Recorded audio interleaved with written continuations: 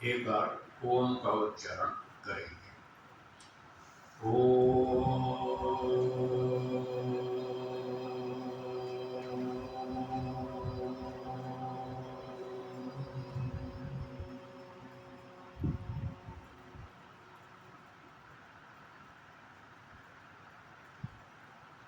उपस्थित विद्वान, धर्म प्रेमी सज्जनों, माताओं और बहनों,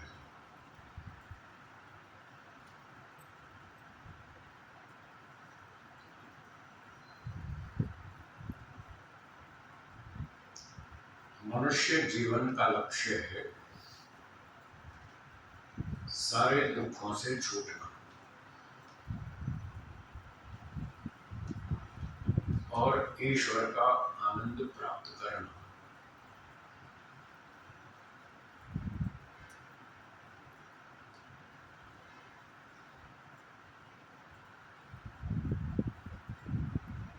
दुखों से छूटना हमेशा के लिए, 2-4 घंटे के लिए नहीं, सदा के लिए दुखों से छूटना, ऐसा आत्मा चाहता है। सदा, इस पर थोड़ा सा ध्यान देंगे। सदा के लिए छूटना चाहता है, इसका अर्थ ये नहीं है कि आत्मा अनंत काल तक मोक्ष में रहेगा। इसका अर्थ ये नहीं है। अनंत काल तक मोक्ष में रह ही नहीं सकता, उसका इतना सामर्थ्य नहीं है। फिर भी हम ऐसा कहते हैं, हम हमेशा के लिए दुखों से छूटना चाहते हैं। उसका तात्पर्य यही समझना चाहिए, जितना मुक्ति का समय है उतने समय तक हम दुखों से छूटना चाहते हैं और ईश्वर का आनंद लेना चाहते हैं। तो ये परिभाषा अच्छी तरह से याद कर लें। जब भी हम ये कहेंगे हमेशा के लिए छूटना चाहते हैं, उसका अर्थ होगा मुक्ति काल तक के लिए, अनंत काल के लिए नहीं। और भाषा में ऐसा बोला जाता है, सरलता से थोड़े शब्दों का प्रयोग करने के लिए ऐसा बोल देते हैं, परमानेंटली। हम परमानेंटली दुखों से छूटना चाहते हैं। तो परमानेंट का मतलब यही है, मुक्ति काल तक, वो परमानेंट। एक व्यक्ति ने पूछा कि ये परमानेंट का मतलब मुक्ति काल कैसे हुआ। मैंने उससे पूछा क्या काम करते हैं। बोला बैंक में जॉब करता हूँ। कब से कर रहे हैं? 10 साल हो गए। तो आपकी सर्विस टेम्परेरी है या परमानेंट? फिर डॉक्टर साहब क्या उत्तर देगा? तो परमानेंट हो गया। जब मैंने ज्वाइन किया था तो 1 साल मेरा परीक्षण काल था।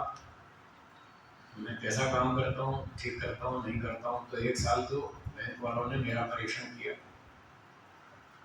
जब 1 साल परीक्षण पूरा हो गया तो फिर मुझे परमानेंट कर दिया कि अब आपकी नौकरी पक्की है, परमानेंट।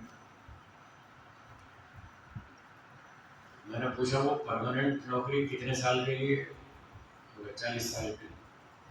20 साल में मैंने ज्वाइन किया, 60 में रिटायर कर देंगे। तो मेरी नौकरी 40 साल तक के लिए है और वो परमानेंट।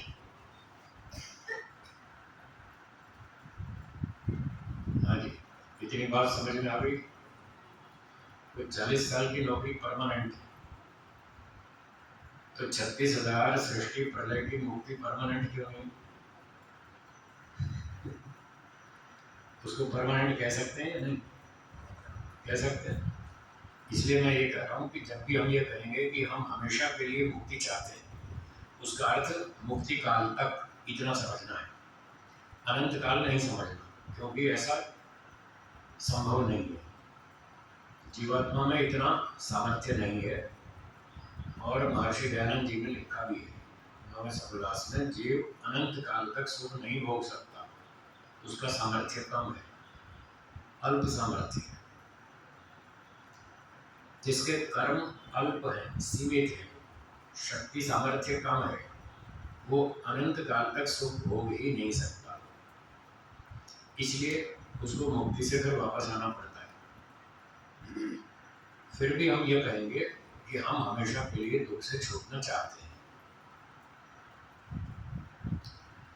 तो दुख भी नहीं चाहिए और सुख भी चाहिए। सुख भी हमेशा के लिए चाहिए। 4-6 घंटे के सुख से काम नहीं चलता है। 4-6 घंटे का सुख तो रोज ही लेते हैं। 6 घंटे के लिए आप हर रोज दुखों से छूट जाते हैं और 6 घंटे सुख का अनुभव भी करते हैं। कब करते हैं?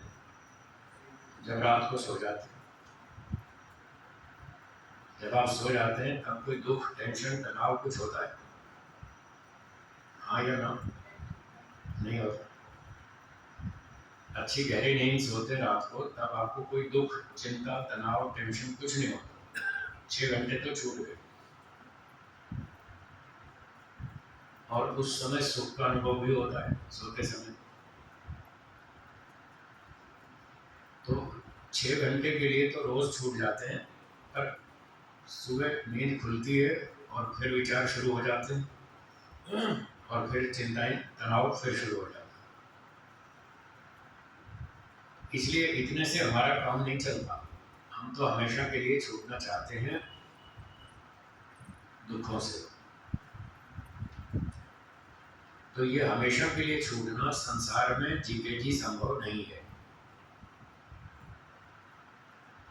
ये मोक्ष में संभव। मोक्ष में आत्मा हमेशा के लिए दुखों से छूट जाता है और सुख भी प्राप्त करता है, ईश्वर का बढ़िया सुख। संसार में जो प्रकृति का सुख मिलता है ये क्षणिक है, थोड़ी देर का है। वहाँ परमानेंट लगातार चलता है। ये लगातार नहीं चलता, थोड़ी देर में छूट जाता है। इस भौतिक सुख से आत्मा की इच्छा पूरी तरह से शांत नहीं होती और मुक्ति में जो ईश्वर का आनंद मिलता है उससे पूरी तरह से इच्छा शांत हो जाती है, पूरी तृप्ति का अनुभव होता है।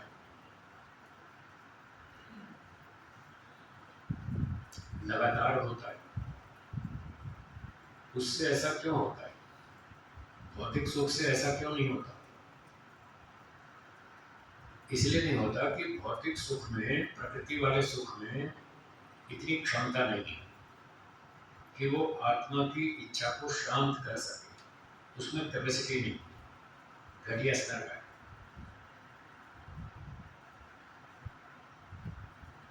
और ईश्वर का जो सुख है उसकी क्वालिटी बहुत अच्छी है, बहुत ऊंची है। उससे आत्मा की इच्छा शांत हो जाती है, पूरी तृप्ति हो जाती है।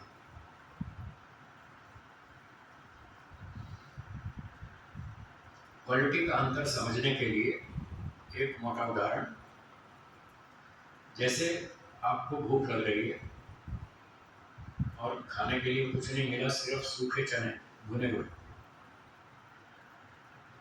जब तेज भूख लग रही हो तब ये सूखे चने भी अच्छे लगते हैं, हाँ या ना? लेकिन उसी समय आपको गुलाब जामुन भी दे दें साथ में और ये कहा जाए 2 में से 1 चुन लीजिए, तो आप क्या चुनेंगे? गुलाब जामुन चुनेंगे। अब सूखे चने कौन खाए? जब गुलाब जामुन मिलता है खाने को तो सूखे चने क्यों खाएंगे? क्योंकि आप जानते हैं दोनों के सुख की क्वालिटी में अंतर है। भले ही सूखे चने भी पेट भर देंगे और थोड़ा अच्छा भी लगेगा, भूख तेज हो तो सुख भी मिलेगा, और वैसा सुख सूखे चनों में नहीं मिलता जैसा गुलाब जामुन में मिलता है। जैसे यहाँ अंतर है क्वालिटी में, ऐसे ही प्रकृति का सुख तो सूखे चने की तरह है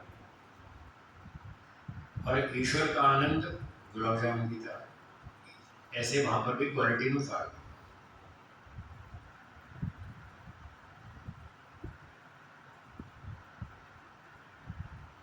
तो सूखे चने की सुख की क्वालिटी और गुलाब जामुन के सुख की क्वालिटी वो तो आपको दोनों मालूम, अनुभव कर लिया, दोनों को खा के देख लिया तो अंतर समझ में आ गई।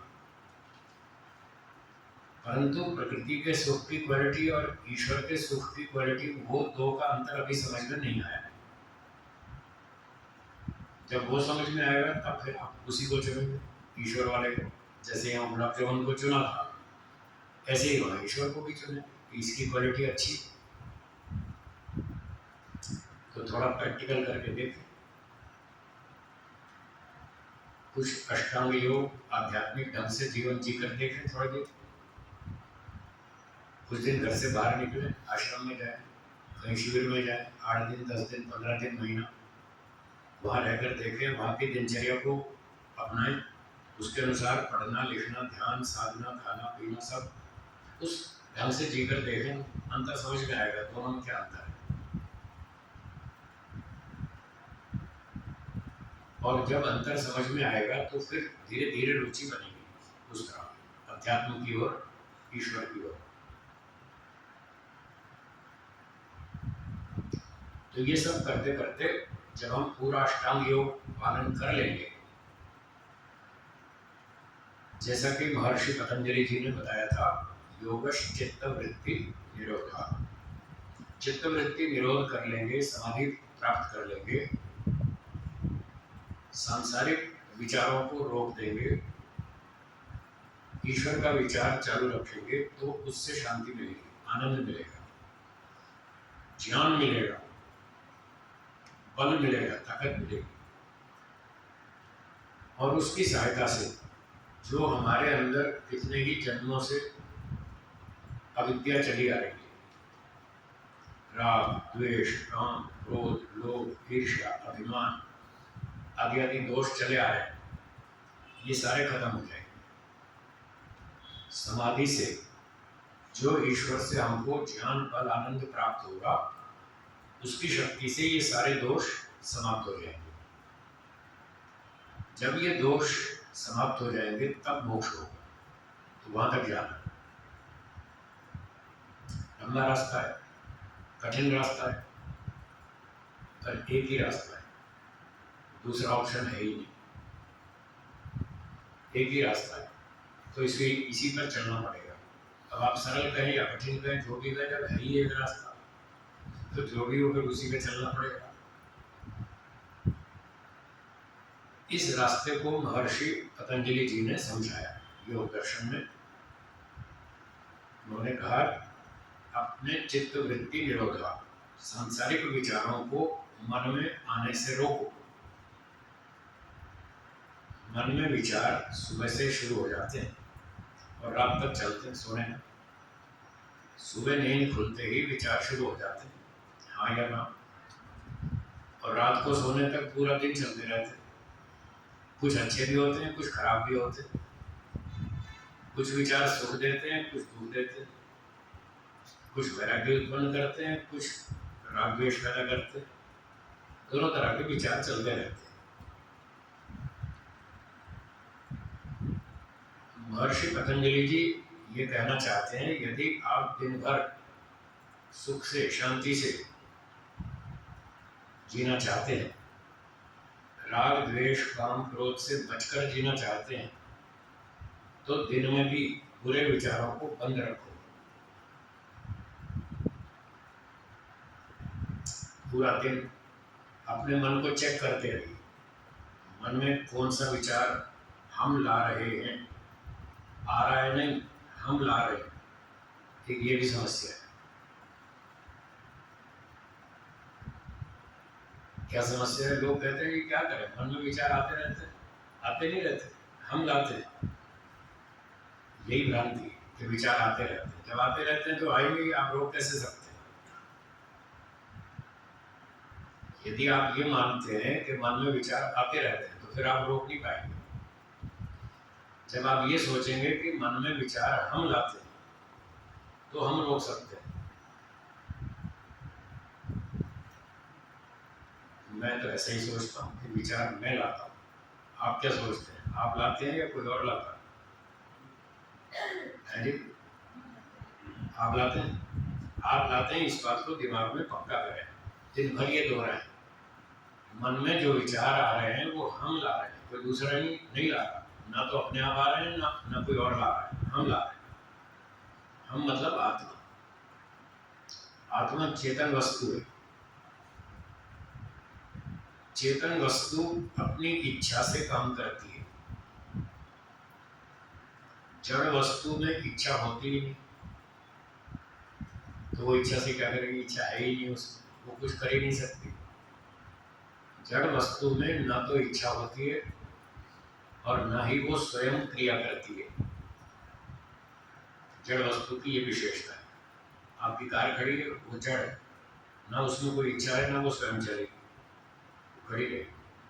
जो ड्राइवर है वो चेतन है, उसमें इच्छा भी है, वो स्वयं क्रिया करता है और कार में क्रिया को उत्पन्न भी करता है। इसलिए ड्राइवर चलाता है। ड्राइवर चेतन है, कार जड़ है। चेतन ड्राइवर जड़ कार को चलाता है। इसी प्रकार से अब ये बताइए, मन जड़ है या चेतन है? जी, जड़ है। तो क्या मन में स्वयं विचार आएगा? नहीं आएगा। हर लोग यही समझ रहे हैं और बोलते भी ऐसा ही कि मन में विचार आते रहते हैं। तो हो सके तो जरा भाषा को भी ठीक करें। भाषा का भी प्रभाव पड़ता है। जब लोग ये भाषा बोलते हैं कि मन में विचार आते रहते हैं, तो ये प्रभाव पड़ता है कि वो अपने आप आ रहे हैं, हम नहीं ला रहे हैं। और अगर ऐसी भाषा बोलें कि मन में विचार हम लाते हैं, तो उसका प्रभाव अलग होगा। हम लाते हैं तो हम रोक भी सकते हैं। जो व्यक्ति कार चला रहा है, जिसके पास सारे साधन हैं, कंट्रोल्स हैं, अगर कार रोकनी पड़े तो वो चलाने वाला ड्राइवर रोक पाएगा या पिछली सीट पर बैठा हुआ व्यक्ति? जो चला रहा वही तो रोकेगा, ब्रेक उसके पास है। तो जो ड्राइव कर रहा है वही रोक पाएगा, पिछली सीट वाला नहीं रोक पाएगा। ना वो चला रहा है, ना वो रोक पाएगा। जो चला रहा है वही रोक पाएगा। तो मन को कौन चला रहा है? आत्मा। तो आत्मा ही रोकेगा। इसलिए भाषा भी थोड़ी बदले। ऐसी भाषा बोलनी चाहिए कि मैं मन में विचार लाता हूँ। विचार अपने आप नहीं लाते, मैं लाता हूँ। और मैं रोक भी सकता हूँ, मैं ही लाता हूँ, मैं ही रोक सकता हूँ। इसलिए महर्षि पतंजलि जी ने कहा, मन में उठने वाले विचारों को रोको। हमको ही कह रहे हैं रोको, क्योंकि हम ही चला रहे हैं, इसलिए हम ही रोकेंगे।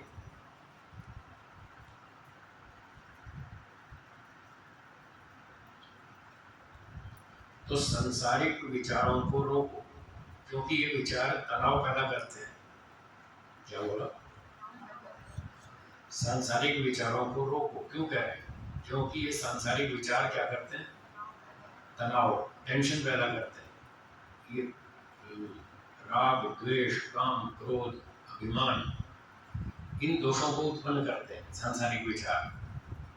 और ईश्वर का विचार शांति उत्पन्न करता है, वो सुख देता है, टेंशन को दूर करता है।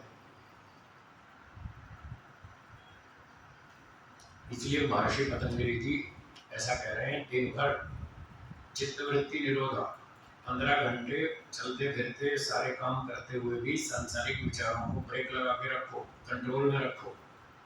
बहुत जरूरी हो उतना ही सोचो, जब जरूरी नहीं है तो बंद कर दो, अपना काम करते रहो। खाना पीना, पढ़ना लिखना, व्यापार, नौकरी सब करते रहो, और ये राग द्वेष वाले विचारों को रोकते रहो, नहीं तो वो आपको तंग करेंगे, परेशान करेंगे। उस समय अच्छे विचार चालू रखो, यम नियम पे अच्छे विचार चालू रखो। मन में अच्छा सोचो, वाणी से अच्छा बोलो, शरीर से अच्छा काम करो, तो मन में शांति बनी रहेगी। ये तो है 15 घंटे का योगाभ्यास दिन भर का। दिन भर के 15 घंटे के योगाभ्यास में अच्छे विचार चालू रखो, बुरे विचार बंद रखो। अच्छी भाषा चालू रखो, बुरी भाषा बंद रखो। अच्छा आचरण चालू रखो, पूरा आचरण बंद रखो। ये 15 घंटे का योगाभ्यास, चित्त वृत्ति निरोधा। और 2 घंटा सुबह शाम 1-1 घंटा बैठकर बुरे विचार भी बंद रखो और अच्छे सांसारिक विचार भी बंद रखो। क्या बोला? हाँ, अच्छे सांसारिक विचार जो 15 घंटे किए थे ना, अब वो भी बंद करो। उपासना के समय वो भी बंद करो, केवल ईश्वर का विचार चालू रखो। ये 2 घंटे का योग, चित्त वृत्ति निरोधा, ऐसा कहना चाहते हैं।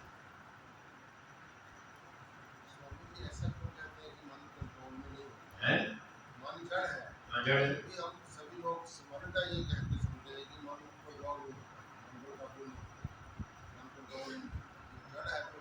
जड़ तो है, पर आपने उसको चलाना तो सीखा ही नहीं, कंट्रोल करना सीखा ही नहीं, तो कैसे होगा? एक आदमी नया नया कार चलाने वाला, जो नया नया अभी सीख रहा है, न्यू ड्राइवर, उसने पूरी तरह कंट्रोल करना सीखा नहीं, थोड़ा थोड़ा आता है। गियर लगा दिया, एक्सीलेटर दबा दिया, अब आया स्पीड ब्रेकर, तो साथ वाले ने कहा ब्रेक मार, उसने मार दिया एक्सीलेटर, पाँव दबा दिया एक्सीलेटर पे। अब बताओ कार रुकेगी या चलेगी? तेज हो जाएगी। तो ये कौन चला रहा था इसको? वही तो चला रहा था ना, कार अपने आप तो नहीं चल रही। और फिर भी कहता साहब ये कंट्रोल में नहीं आ रही है। उसने चलाना कंट्रोल करना अभी सीखा ही नहीं ठीक से, ना तो विधि सीखी और ना उसका पूरा अभ्यास किया। जब तक व्यक्ति कार चलाने की विधि को ठीक से नहीं जानता और जब तक 6 महीना साल भर उसकी प्रैक्टिस न कर ले, तब तक कार उसके कंट्रोल में नहीं आएगी, जबकि चला स्वयं रहा है। ये दृष्टांत समझ में आया? लेकिन 1 साल में वो चलाना भी सीख गया और प्रैक्टिस भी कर रही। अब 1 साल बाद कार उसके कंट्रोल में रहती है, अब कहीं नहीं जाती, अब 100% उसके कंट्रोल में, क्योंकि उसने 2 काम पूरे कर लिए। एक तो चलाना भी सीख लिया, दूसरा अभ्यास कर लिया।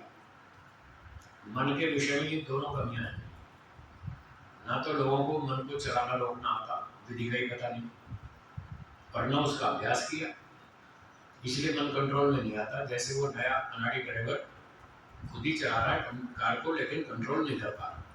तो ये सारे अनाड़ी ड्राइवर हैं जो मन के चलाने वाले हैं, ये सारे अनाड़ी ड्राइवर हैं। इन्होंने वो 2 काम सीख ही नहीं, इसलिए सबकी शिकायत है साहब मन तो मानता ही नहीं, मन हमारे हाथ में नहीं आता, ये हमारे कंट्रोल में नहीं रहता। ये शिकायत तब तक रहेगी जब तक आप मन को चलाना रोकना नहीं सीखेंगे, और जब तक उसका अभ्यास नहीं कर लेंगे तब तक ये समस्या रहेगी। 50 साल के 50 जन्म भी रहेगी, ये ठीक नहीं होने वाली। इसलिए महर्षि पतंजलि जी कह रहे हैं पहले चलाना रोकना सीख लो, फिर उसका अभ्यास करो। देखो मन भी पूरा कंट्रोल में आएगा, जैसे कार आपके कंट्रोल में रहती है, मन भी आपके कंट्रोल में रहेगा। तो मन कैसे चलता है, मन में विचार कैसे चलते हैं, ये ऋषियों ने बात बताई हमको। उन्होंने कहा कि जब आत्मा पहले मन में इच्छा को उत्पन्न करता है, क्या करता है? पहला काम, पहले वो इच्छा उत्पन्न करता है, फिर दूसरा काम वो मन में विचार उठाने का प्रयत्न करता है। इच्छा और प्रयत्न, ये 2 कारण हैं विचार उठने के। जब तक आप इच्छा नहीं करेंगे, जब तक विचार उठाने का प्रयत्न नहीं करेंगे, तब तक कोई विचार नहीं आएगा। पहले इच्छा करेंगे, फिर प्रयत्न करेंगे, फिर विचार उठेगा। फॉर एग्जाम्पल चंडीगढ़ का सेक्टर 16 याद कीजिए, आ गया? अब तक याद नहीं था, अब तक आपके मन में उसका विचार नहीं था, अब कैसे आ गया? मैंने शब्द बोला, आपने उसको सुना, फिर आपने इच्छा की, फिर आपने प्रयत्न किया, आपको तुरंत विचार आ गया। दिल्ली का लाल किला याद कर लीजिए, इंडिया गेट, कुतुब मीनार, देखो अब सारे विचार आ रहे हैं फटाफट। क्यों आ रहे हैं? आप इच्छा करते जा रहे हैं, प्रयत्न करते जा रहे हैं, फटाफट विचार आ रहे हैं। इससे पता चलता है कि आत्मा पहले इच्छा करता है, फिर उसको याद करने का प्रयत्न करता है, फिर वो विचार आता है दिमाग में, वो स्मृति आती है। अब दिन भर यही काम चलता रहता है, आदमी को पता ही नहीं चलता। इतनी आदत पड़ी है इच्छाएं उठाने की और प्रयत्न करने की, उसको पता ही नहीं चलता कब मैंने इच्छा कर ली और कब प्रयत्न किया। जैसे ऑटोमेटिक जैसा चलता रहता है, तो उसको लगता है ये तो अपने आप आ रहे हैं विचार, ये पंखा अपने आप चल सकता है जब तक हम स्विच ऑन नहीं करेंगे। बोलिए, जब तक हम करंट सप्लाई नहीं करेंगे क्या पंखा अपने आप चल सकता है? वो जड़ है, इसलिए अपने आप नहीं चलेगा, हम स्विच ऑन करेंगे तब चलेगा। तो मन भी तो पंखे की तरह, कार की तरह, वो भी जड़ है, पंखा भी जड़ है, कार भी जड़ है, मन भी जड़ है, सब जड़ है। तो कोई भी जड़ वस्तु स्वयं क्रिया नहीं करती, चेतन आत्मा उसको क्लिक करता है, तब जाके वो काम शुरू होता है। तो आत्मा सारा दिन मन में इच्छाएं करता रहता है और फिर उन चीज़ों को याद करने का वो प्रयत्न करता रहता है। तो जिस जिस वस्तु को याद करने की इच्छा करता है, जिस जिस वस्तु को याद करने का प्रयत्न करता है, वो विचार मन में तुरंत खड़ा हो जाता है। ये तो है विधि, कैसे मन में विचार उत्पन्न होता है, ये उत्पन्न करने की विधि। जैसे कार चलाने की विधि, पहले इंजन चालू करो, फिर गियर लगाओ, फिर एक्सीलरेटर दबाओ, फिर कार चलती। ये चलाने की विधि। अब रोकने की विधि, ब्रेक लगाओ, कार को ब्रेक लगाओ, कार रुक जाएगी। तो मन को ब्रेक लगाओ, फिर मन रुक जाएगा। विचारों को ब्रेक लगाओ, विचार रुक जाएगा। अब ब्रेक का पता नहीं, ब्रेक का पता ही नहीं, इसलिए विचार रुकता नहीं। महर्षि पतंजलि जी ने योग दर्शन में 2 ब्रेक्स बताई, मन के विचारों को रोकने की। कितनी ब्रेक्स? 2, अभ्यास और वैराग्य, ये 2 ब्रेक बताए। अभ्यास वैराग्याभ्याम तन्निरोधा, सीधा सिंपल सूत्र। अभ्यास और वैराग्य से विचारों को रोका जाता है। अब वैराग्य है नहीं तो बताइए, जब ब्रेक ही नहीं लगा रहे तो कैसे रुकेगा विचार? वैराग्य पैदा करो, देखो तत्काल ब्रेक लग जाएगी। और फिर रोज उसका अभ्यास करना, नहीं तो वो छूट जाएगा। थोड़ा बहुत वैराग्य हुआ, 2 दिन 4 दिन ब्रेक लगी, 5वें दिन फिर छोड़ दिया, वो अभ्यास छोड़ दिया, वैराग्य का स्तर डाउन हो गया, फिर वो मन में विचार शुरू हो गया।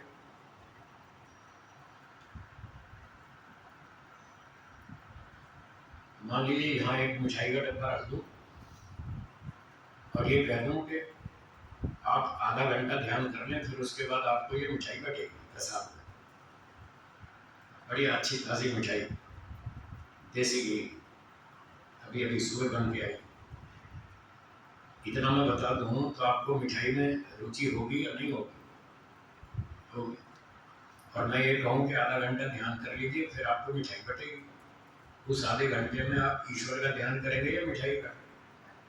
मिठाई का ध्यान करें, उस विचार को नहीं रोक पाएंगे। क्यों? आपकी इच्छा उठ रही है, मिठाई खाने की इच्छा उठ रही है, तो जब इच्छा उठ रही है तो आप ब्रेक नहीं लगा पाएंगे, वो इच्छा को रोकना है। वो कैसे रुकेगी? जब मैं ये बताऊंगा कि ये जहरीली मिठाई, फिर देखना इच्छा रुक जाएगी, हाँ या ना। अथवा मैं डब्बा खोल के आपके सामने, आपकी आंख के सामने थोड़ा सा जहर उसमें टपका दूंगा मिठाई में, तो आप अपनी आंख से देख लेंगे, हाँ अब तो ये जहरीली हो गई, अब बेकार हो गई, अब खाने लायक नहीं है।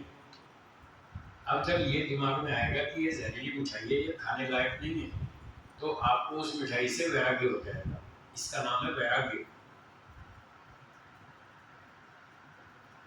अब जब ये वैराग्य हो जाएगा तो अब आपके मन में विचार नहीं आएगा कि आधा घंटा ध्यान कर लें फिर मिठाई खाएंगे, फिर मिठाई खाएंगे, अब विचार नहीं आएगा। देखो रुक गया, ऐसे रुकता है विचार, उससे वैराग्य होना चाहिए। अगर उसकी इच्छा है या राग है, मिठाई में राग है, तो आप विचार को नहीं रोक सकते, कितना भी जोर लगा लीजिए नहीं रोक पाएंगे। और जब वैराग्य होगा तब रुकेगा विचार। वैराग्य कब होगा? जब वो दुखदायक प्रतीत होगी। क्या बोला? जो वस्तु सुखदायक दिख रही है, जब वो दुखदायक प्रतीत होगी तब आपको उससे वैराग्य होगा। यदि सुख दिखता है तो नहीं होगा वैराग्य, उसमें तो राग होगा। राग हुआ तो इच्छा है, राग और इच्छा एक ही बात है। इच्छा है तो विचार आएगा, आप नहीं रोक सकते। बोलिए, स्पष्ट हो गया? विचार क्यों नहीं रोक पा रहे आप? इसलिए कि उन चीजों में सुख दिख रहा है। मुझे कार खरीदनी है, मुझे बंगला बनाना है, मुझे संपत्ति जमा करनी है, मुझे चेले बनाने हैं, मुझे सम्मान प्राप्त करना है। क्यों इच्छा हो रही है? उसमें राग है। राग क्यों हो रहा है? उसमें सुख दिख रहा है, इसलिए आप विचार को नहीं रोक पाएंगे। तो वैराग्य उत्पन्न करें। संसार में जितनी चीजें हैं सुख देने वाली, वो केवल सुख नहीं देती, दुख भी देती। कल भी जैसे बताया था, दुख वाले अंश को तो देखता ही नहीं आदमी, सुख वाले को ही देखता है, इसलिए राग होता है। आप दुख वाले अंश को देखना शुरू करें, वैराग्य शुरू हो जाएगा। फिर लोग कहेंगे जी क्या रोटी खाना छोड़ दें? तो मैं कहूँगा रोटी खाना छोड़ना नहीं है, सुख लेना छोड़ दें बस। रोटी तो खा लो, घी दूध मक्खन मलाई खा लो, खाने को मना नहीं। सुख वाले अंश को कम देखें, दुख वाले अंश को अधिक देखें। उस वस्तु से केवल इतना लाभ लें कि भाई इसको खाना है जिंदा रहने के लिए, जीवित रहने के लिए, शक्ति प्राप्त करने के लिए, पढ़ने लिखने के लिए, परोपकार के लिए, समाज सेवा के लिए, मोक्ष प्राप्ति के लिए, समाधि लगाने के लिए, शरीर को जिंदा रखना और जिंदा रखने के लिए भोजन खाना, सारी चीज़ों का उपयोग करना। तो आपकी सुख से दृष्टि हट जाएगी। सुख से दृष्टि हट जाएगी तो आपको राग नहीं होगा। बस जीवन रक्षा के लिए खा लेंगे, खाने को मना नहीं। वेदों में बताया कि प्रकृति मोक्ष प्राप्ति का साधन है, इसको साधन मान के यूज करो तो ये बहुत अच्छी है, आपको मोक्ष तक पहुंचा देगी। और लोगों ने कर दिया उल्टा, इसको बना लिया साध्य, भाई इसी में उलझ के रहे, इसी में फंसे। तो सारी प्रक्रिया बिल्कुल स्पष्ट है। मन को चलाना सीखें। जहां जहां सुख दिखेगा वहां आप मन को भगाएंगे, मन को भेजेंगे, मन में वही विचार उत्पन्न करेंगे जिस वस्तु में सुख दिखता है। तो वहां से रोकने के लिए कह रहे हैं, रोकने का उपाय है अभ्यास और वैराग्य, ये करें। अब इसमें जो बाधक आएंगे, वो बहुत सारे बाधक भी आएंगे। वो कल हमारा प्रसंग चल रहा था, अब मैं वापस आता हूँ अपने कल के प्रसंग पर। तो सूत्र देखिए, आपके पास होंगे कागज छपे हुए। सूत्र चल रहा था हमारा 30, पहले पाद का 30वां सूत्र था। व्याधि ज्ञान संशय प्रमाद आलस्य अविरति रात्रि दर्शन अलब्ध भूमिकत्व अनवस्थितत्वानि चित्त विक्षेपास्तेंतराया, ये 9 बाधक इस सूत्र में बताए गए थे। तो कल 7वें पर बात चल रही थी भ्रांति दर्शनम। भ्रांति दर्शनम अविद्या, मिथ्या ज्ञान। संसार में बहुत सारा हमको मिथ्या ज्ञान है। जिसको मिथ्या ज्ञान होगा तो वो मोक्ष में, वैराग्य में, समाधि में, योगाभ्यास में बाधक है। इस भ्रांति दर्शन को दूर करना है, अविद्या को दूर करना है। तो एक उदाहरण कल बताया था, संसार में सुख है या दुख है या दोनों? हाँ जी बोलिए। हाँ, इतना तो उत्तर देना तो मुझे पता लगे आप सुन रहे हैं और जाग भी रहे हैं, नहीं तो मुझे संशय हो जाएगा ये सुन रहे हैं कि सो गए। तो उत्तर जरूर दे, एक आध शब्द ही बुलवाता हूँ, इतना तो उत्तर दिया करें। हाँ, सुख है दुख है या दोनों? तो सुख अधिक है या दुख अधिक है? दुख अधिक। हाँ ठीक। पर मानते क्या है लोग? सुख अधिक है। यही है भ्रांति दर्शन, इसी का नाम मिथ्या ज्ञान। तो इसको ठीक करना। संसार में दुख अधिक है, ये विचार मन में हर समय रखना है, सुबह से रात तक, तो आपको राग नहीं होगा, संसार में राग नहीं होगा, और फिर आपकी समस्या हल हो जाएगी। फिर आप आराम से बैठेंगे, ये अविद्या दूर करेंगे तो आपका मन ईश्वर में टिकेगा। संसार में दुख अधिक है और ईश्वर में सुख है दुख है या दोनों है? ईश्वर में केवल सुख है, दुख नहीं, दुख 0 है। तो आपको कितना चाहिए? दुख 0, और सुख कितना चाहिए? 100%। तो ईश्वर में 100% सुख है और दुख 0 है। तो इसलिए फिर ईश्वर में मन टिकेगा। पर वो यहाँ समझ में आना चाहिए, शाब्दिक से काम नहीं चलता है।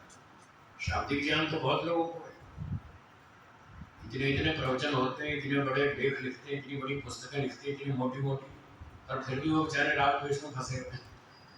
इतनी मोटी किताब लिखते हैं, रोज मंच पे प्रवचन करते हैं, ये कई टीवी प्रवक्ता, वो माया को छोड़ो, सब त्याग करो, और एक प्रवचन के लिए भी तो 20 लाख रुपए लेंगे, तब आप क्या प्रवचन करने आएंगे।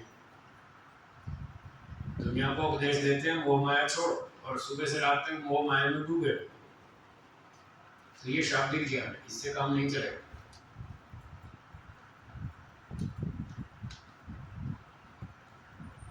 तो संसार में दुख अधिक है, ऐसा दिमाग 24 घंटे रहना चाहिए।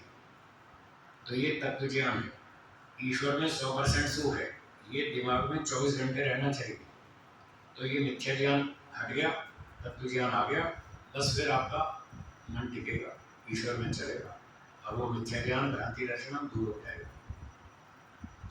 तो ये एक उदाहरण हुआ संसार का सुख दुख। दूसरा उदाहरण, क्या हम सदा जीवित रहेंगे? है जी? नहीं रहेंगे। पर क्या ये बात दिमाग में बैठती है कि हमें संसार छोड़ के जाना पड़ेगा, हम हमेशा नहीं जिएंगे, ये शरीर छूट जाएगा, मृत्यु हो जाएगी? क्या ऐसा दिमाग में आता है कभी? बहुत कम आता है, कभी कभार आता है, थोड़ी देर के लिए आता है और फिर भाग जाता है। सारा वातावरण ऐसा है। कोई मरने का शब्द भी बोलते तो लोग इतना डरते हैं, यार क्या बेकार बात बोलते हो तुम, अच्छी अच्छी बात बोलो, मरने की बात छेड़ते हो। मरना, मृत्यु शब्द भी इतना खतरनाक है, लोग इसको सुनना भी नहीं चाहते, इतना डरते हैं। बस इसी का नाम भ्रांति दर्शन, यही मिथ्या ज्ञान है। वो समझते हम हमेशा जिएंगे, हम कभी नहीं मरेंगे। अरे श्री राम जी चले गए, श्री कृष्ण जी चले गए, अर्जुन भी चले गए, दुर्योधन भी चले गए, सिकंदर भी चले गए, धीरू भाई अंबानी चले गए, हम तो हमेशा जिएंगे ना?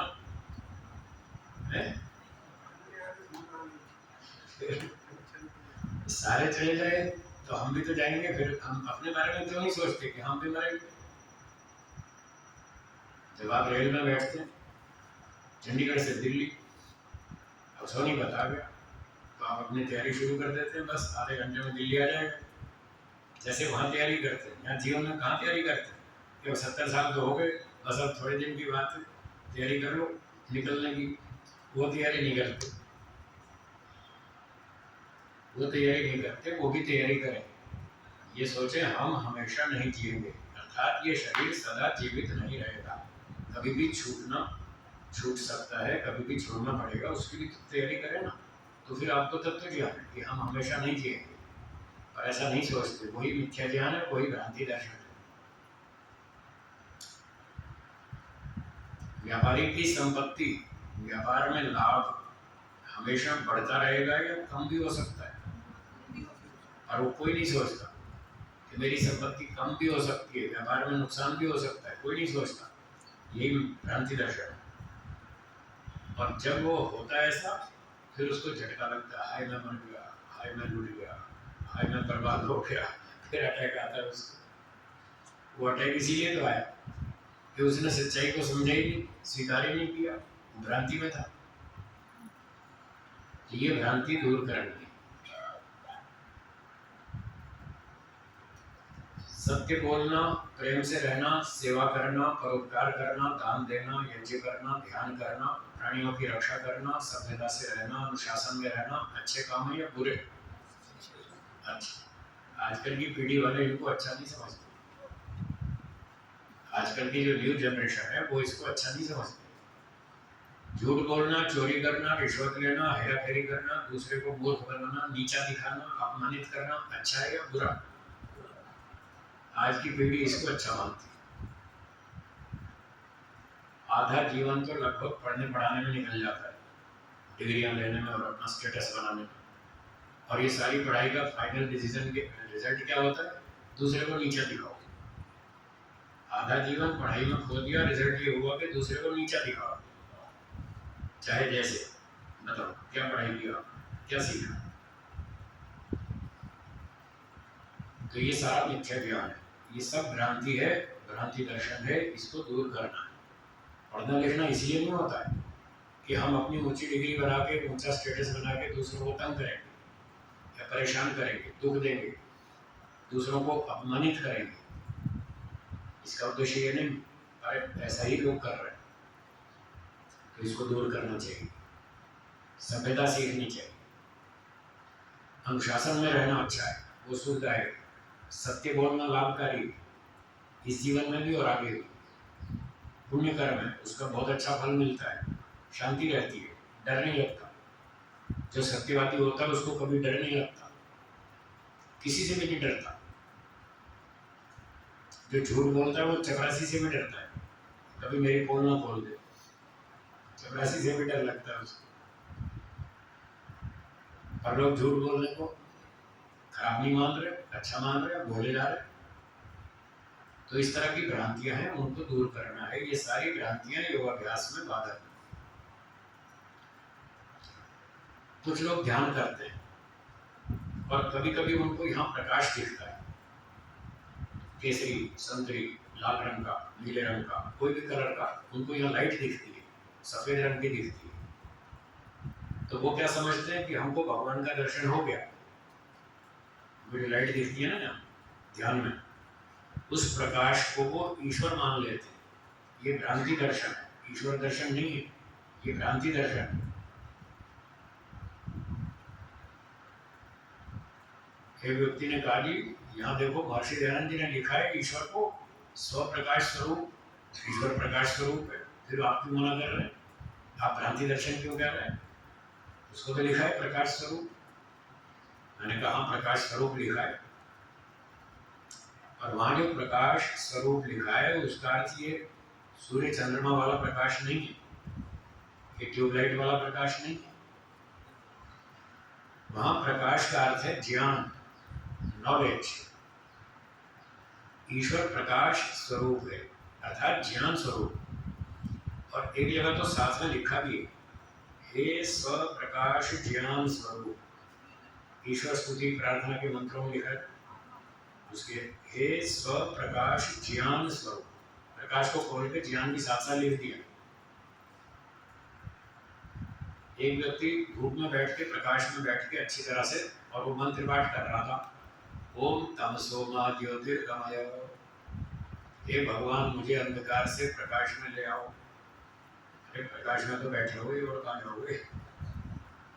प्रकाश में तो बैठा है, दिन के 10 बजे तेज धूप में बैठा है, प्रकाश में बैठा है, फिर भी कह रहा है तमसो मा ज्योतिर्गमय, कि मुझे अंधकार से प्रकाश में ले आओ। प्रकाश में तो बैठे भाई। उसके बावजूद भी ये प्रार्थना ठीक है, उचित है, क्योंकि यहाँ प्रकाश का मतलब सूर्य प्रकाश नहीं है। तमस अंधकार, अविद्या, प्रकाश ज्ञान, विद्या। तो शास्त्रों में ये समानार्थक शब्द चलते हैं, तमस अंधकार अविद्या, प्रकाश ज्ञान विद्या। तमसो में ज्योतिर्गमय, अंधकार से प्रकाश की ओर ले चलो, अविद्या से विद्या की ओर ले चलो, अज्ञान से ज्ञान की ओर ले चलो। ये मतलब न कि सूर्य प्रकाश में ले चलो। इसलिए वेदों में कहा आदित्य वर्णम तमसा परस्तात्, ईश्वर सूर्य के समान है। सूर्य में तो बहुत तेज लाइट है, ईश्वर में तो है नहीं लाइट। एक व्यक्ति ने कहा जी ईश्वर में लाइट मानने तो क्या दिक्कत है, क्या दोष है? मैंने कहा ईश्वर में सूर्य जैसी लाइट मान लें तो धरती पे क्या पूरे ब्रह्मांड में कहीं भी अंधेरा होगा ही नहीं। ईश्वर एक देशी है या सर्वव्यापक है? सर्वव्यापक। वो 1 घंटा रहता है या 24 घंटे? जब 24 घंटे सर्वव्यापक है और उसमें सूर्य जैसा प्रकाश हो तो हर जगह 24 घंटे लाइट ही लाइट होगी, क्योंकि ईश्वर तो 24 घंटे हर जगह पर, तो अंधेरा तो कहीं होगा ही नहीं। हाँ, न तत्र सूर्य भाति, ठीक बात है। तो दुनिया में अंधकार होता है या नहीं होता? होता है ना। उस अंधेरे में ईश्वर होता है या नहीं होता? होता है। तो फिर लाइट कहाँ है? तब भी ईश्वर है, तब भी लाइट नहीं है। इसलिए ये जो प्रकाश दिखता है इसको ईश्वर मान लेना ये भ्रांति दर्शन है, ये ईश्वर नहीं है। ईश्वर तो ज्ञान स्वरूप। वेद में लिखा है तम आसीत तमसा गूढ़म अग्रे, सृष्टि बनने से पहले प्रलय की अवस्था में अंधकार था, चारों ओर अंधेरा था। प्रलय में भी अंधेरा था, रात को भी अंधेरा होता है, पर ईश्वर तो रात को भी होता है, प्रलय में भी होता है। अगर ईश्वर में भौतिक प्रकाश होता तो फिर अंधकार का तो प्रश्न ही नहीं, प्रलय में भी प्रकाश होना चाहिए, पर वहां तो नहीं। इसलिए सारी बात का सार ये हुआ कि ईश्वर में जो प्रकाश है वो ज्ञान रूपी प्रकाश है। जब हम कहते हैं तमसोमा ज्योतिर्गमय, इसका अर्थ है हमें अज्ञान से प्रकाश की ओर यानी ज्ञान की ओर ले जाए, मिथ्या ज्ञान से सत्य ज्ञान की ओर ले जाए, यह अर्थ आना चाहिए। वो जो प्रकाश दिखता है वो सत्वगुण का प्रकाश है। आंख बंद करके देखो चाहे आंख खोल के देखो, जो भी लाइट दुनिया में दिखेगी वो सत्वगुण की लाइट है।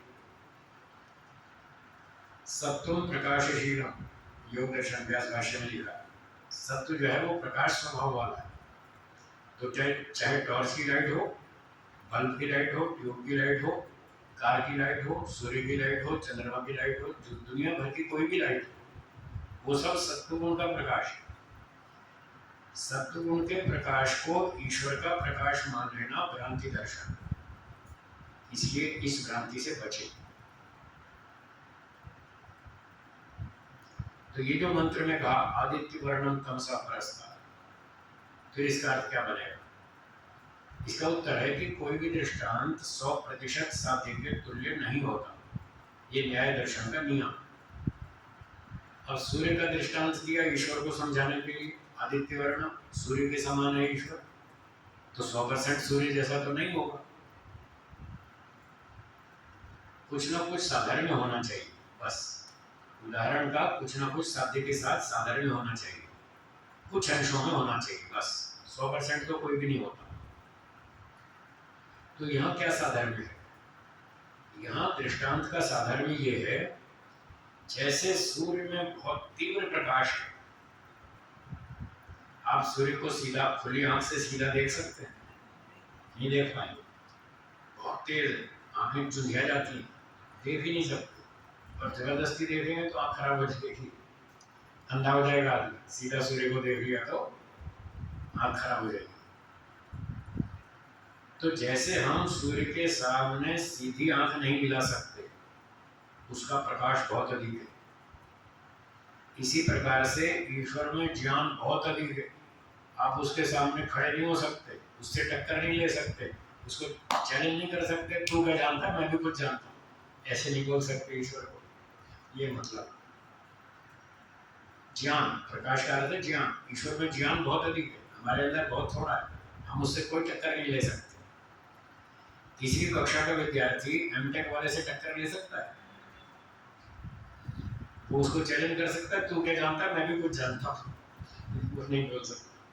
तो हम तो तीसरी वाले भी नहीं है, ईश्वर के सामने तो हम का भी नहीं जानते, उसका ज्ञान इतना।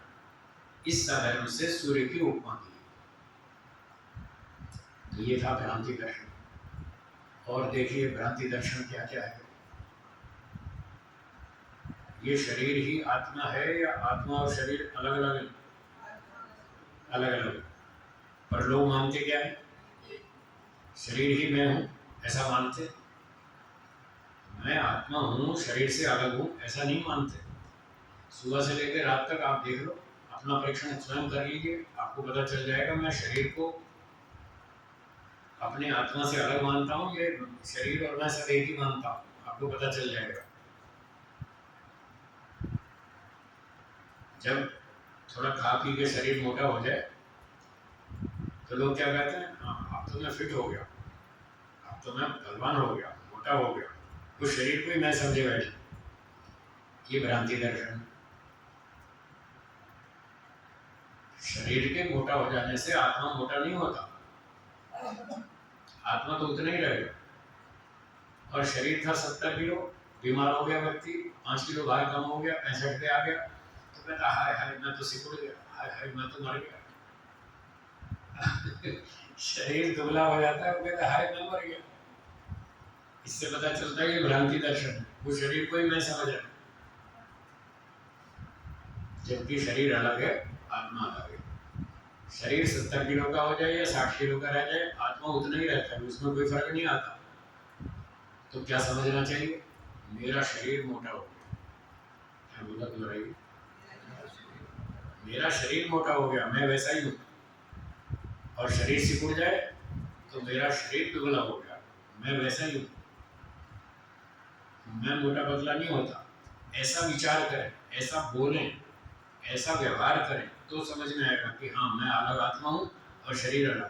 तब ये तत्व ज्ञान, नहीं तो ये मिथ्या दर्शन है, भ्रांति दर्शन है। अब आप देख लीजिए, सारा दिन लोग यही समझ रहे हैं, शरीर को ही मैं समझ के चल रहे हैं।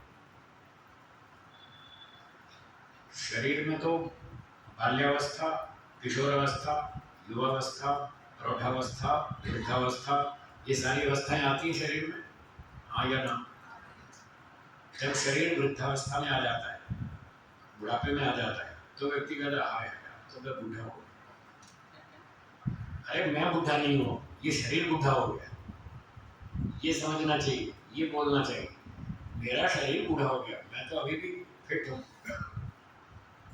भले आपकी उम्र 80 साल हो गए, तब भी कहो मैं तो फिट हूँ, मैं तो आत्मा हूँ। ये शरीर मेरा बूढ़ा हो गया, कोई बात नहीं, और ये इसका धर्म है, ये तो हो गई। ऐसे अलग अलग मान के चले, देखो आपको टेंशन नहीं होगी, आपको ताकत रहेगी, शक्ति रहेगी, आनंद रहेगा, उत्साह रहेगा। ये तो शरीर है, होता रहता है, मैं बिल्कुल ठीक ठाक हूँ, ऐसा सोचना चाहिए। अन्यथा भ्रांति दर्शन, इतना सारा भ्रांति दर्शन दूर करना पड़ेगा, तब जाके समाधि लगेगी। ये सारा बात है। और क्या भ्रांति दर्शन? मन जड़ है या चेतन? जड़।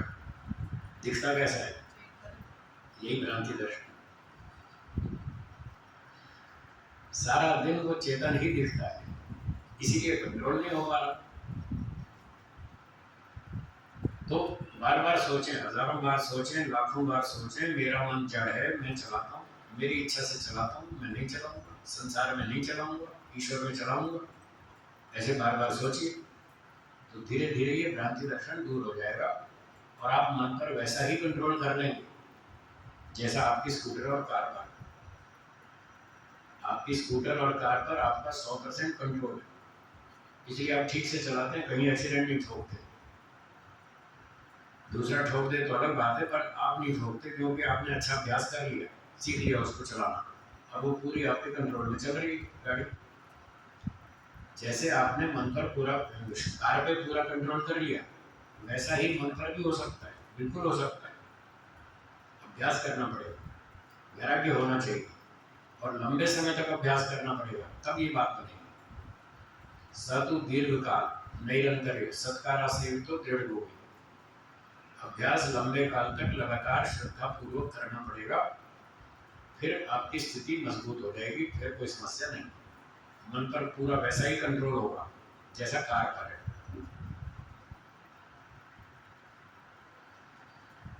चलिए प्रवचन पाठ को विराम देते हैं, बाकी चर्चा फिर करेंगे थोड़ी देर। शंका समाधान, आपको जो शंकाएं पूछनी हो पूछिए।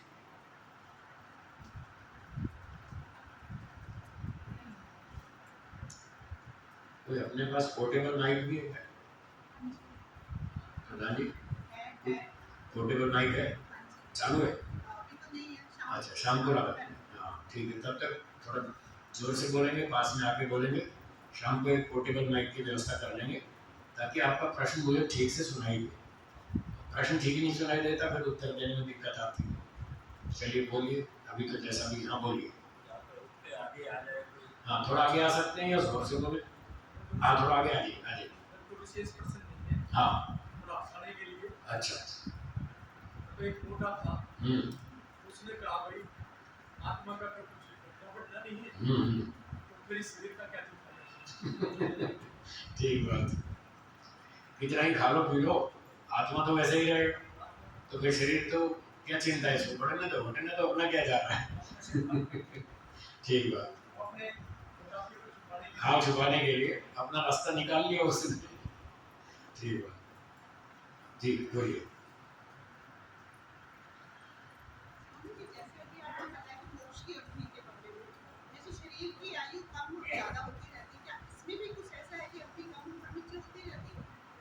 आपका प्रश्न ये है कि जैसे शरीर की हम आयु घटा बढ़ा सकते हैं,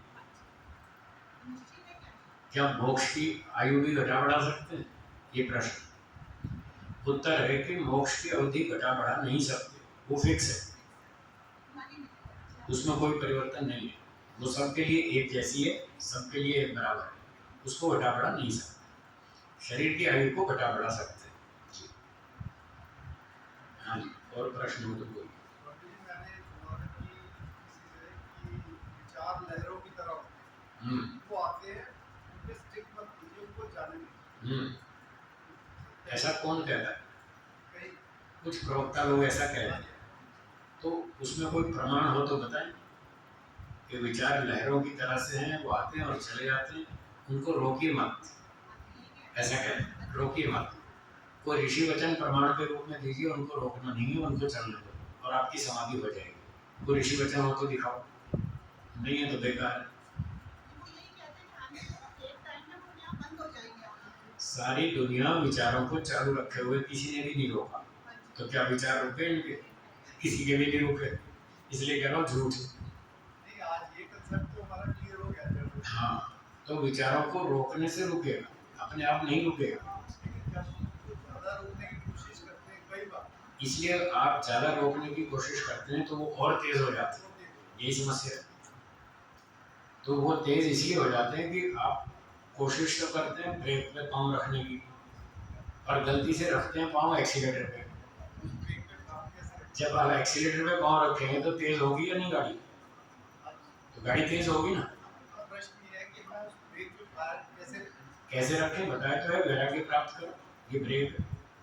संसार में दुख देखो, तो दुख देखेंगे तो आपको वहां से वैराग्य हो जाएगा, वैराग्य होते ही विचार उठ जाएगा।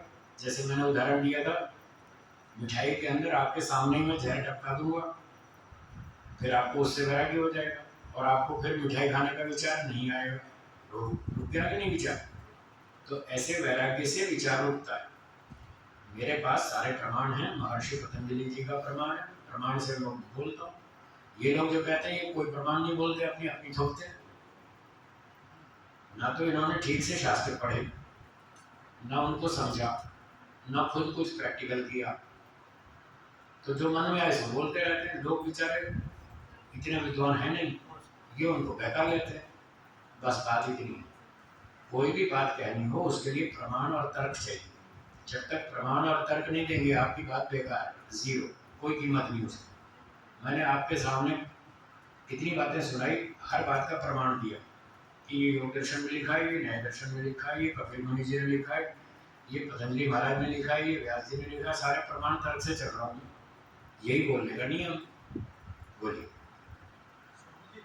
रुकने का मतलब बिल्कुल रोकना नहीं है, जहाँ हम चलाना चाहते हैं वहाँ चलाना। हाँ, सांसारिक विचारों को रोकना है, ईश्वर का विचार चालू रखना है, पूरी तरह फुल स्टॉप नहीं करना, वो बहुत कठिन है, असंभव नहीं है। आप रोक तो सकते हैं, पर 10 सेकंड, 20 सेकंड, 30 सेकंड, 50 सेकंड, एक मिनट बाद आपके दिमाग में इतना प्रेशर हो जाएगा, आप फिर कोई ना कोई विचार उठा लेंगे। इसलिए पूरी तरह से नहीं रोकना।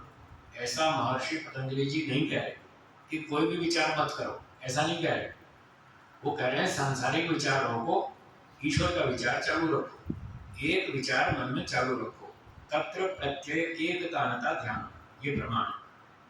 जब तक ईश्वर का नहीं आता, मान लो किसी का इतना ज्ञान विज्ञान नहीं है, ठीक है, तो जैसे जो अच्छे महापुरुष है, जैसे भक्तिदान का जीवन चरित्र है जी, या राम का रामायण का, ठीक है, तो अच्छे महापुरुषों के पढ़ ले, जी, तो हम सामान्यतः क्या करते हैं, अड़ोसी पड़ोसी ने क्या किया वो विचार चलाते रहते हैं।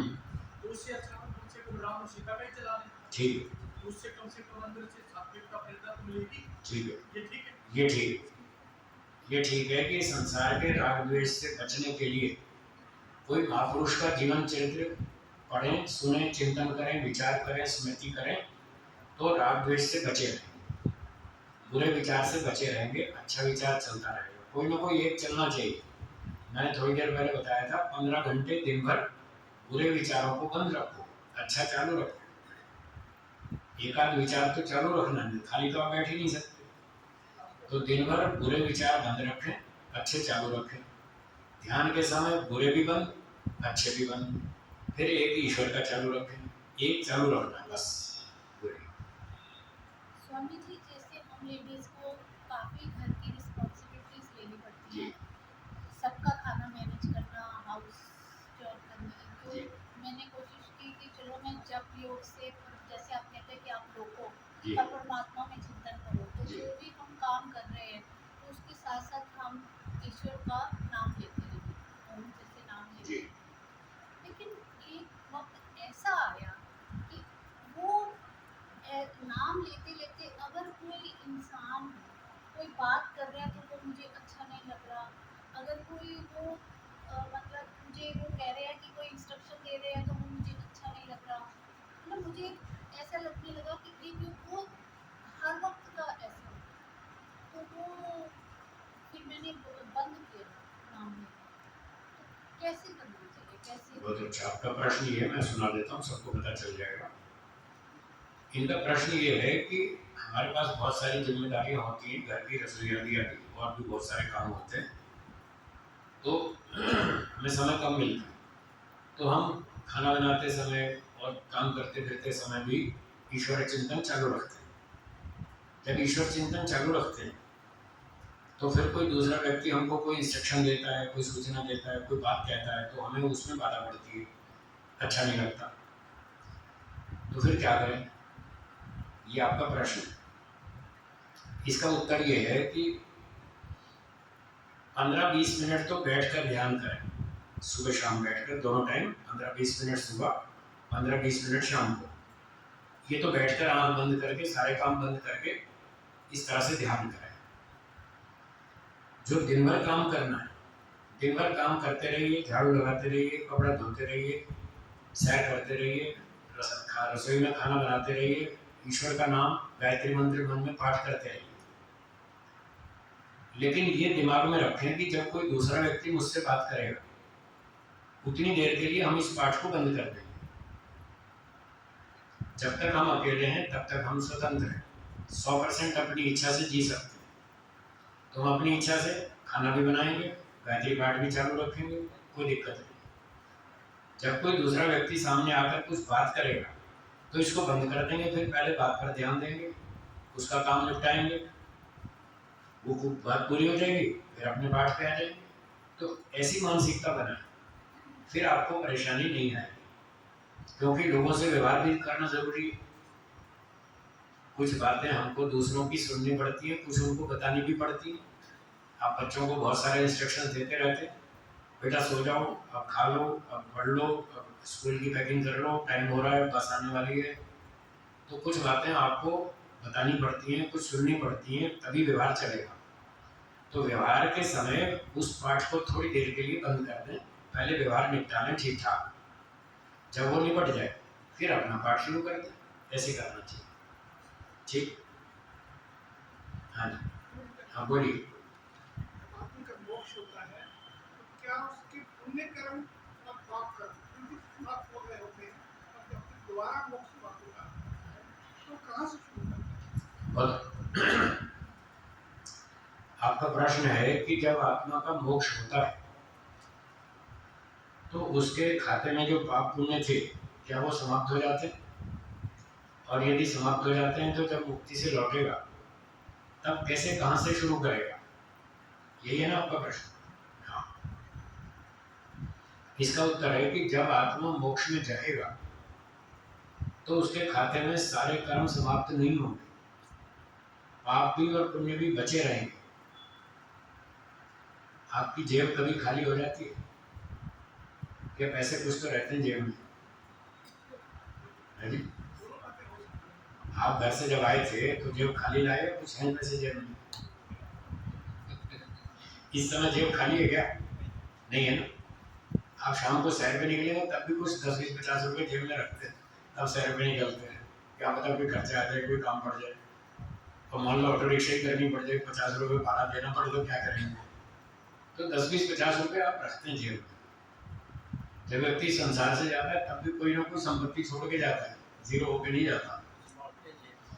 तो इसलिए जब मोक्ष में भी जाएंगे तो जीरो होके नहीं जाएंगे, कुछ ना कुछ हमारे पाप पुण्य जमा रहेंगे। वो जीरो कभी नहीं होती कहाँ पर रही? है। कहाँ पर रही? किस ईश्वर के पास और हमारे पास, दोनों के पास रहेंगे। हमारा जो बैंक बैलेंस है ना कर्मों का, वो दोनों के पास रहता है। एक हमारे पास, आत्मा के पास, एक ईश्वर के पास। 2 कॉपीज होती हैं उसकी। न्याय दर्शन में लिखा है, प्रमाण से बोल रहा हूँ, ऐसे नहीं बोलता। हमारे कर्मों का अकाउंट बैलेंस, पूरी जो लेजर है, पूरी बैलेंस शीट है, वो आत्मा के साथ रहती है। न्याय दर्शन में वत्स्यायन भाष्य में लिखा है। ना दिखे कोई बात नहीं। आपके सर में दिमाग है या नहीं? देखा कभी आपने? फिर आप मानेंगे या नहीं मानेंगे? देखा है क्या कभी? नहीं देखा ना? हाँ, आपके पेट में आते हैं, कभी नहीं देखी आपने। आपके सर में दिमाग है, आपने कभी नहीं देखा, फिर भी आप मानते हैं।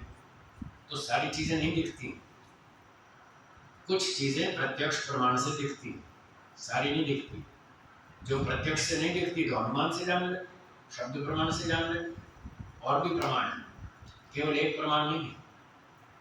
तो ये शब्द प्रमाण बता रहा हूँ। न्याय दर्शन के वत्स्यायन भाष्य में ये बात लिखी है कि आत्मा का जो कर्मों का अकाउंट है, वो एक कॉपी आत्मा के पास होती है और एक ईश्वर के पास तो होती है। ईश्वर तो सर्वोच्च है, सबका अकाउंट रखता है, वो रखेगा नहीं तो न्याय कैसे करेगा? तो वो 2 जगह कॉपी रहती है हमारी कर्मों की, उसमें कर्म बचे रहते हैं, अच्छे भी और बुरे भी दोनों। जब मुक्ति से लौटेंगे तो उसी बैलेंस के आधार पे हमको जन्म मिलेगा, पहला मुक्ति से लौटकर, और पहला जन्म सामान्य मनुष्य का मिलेगा।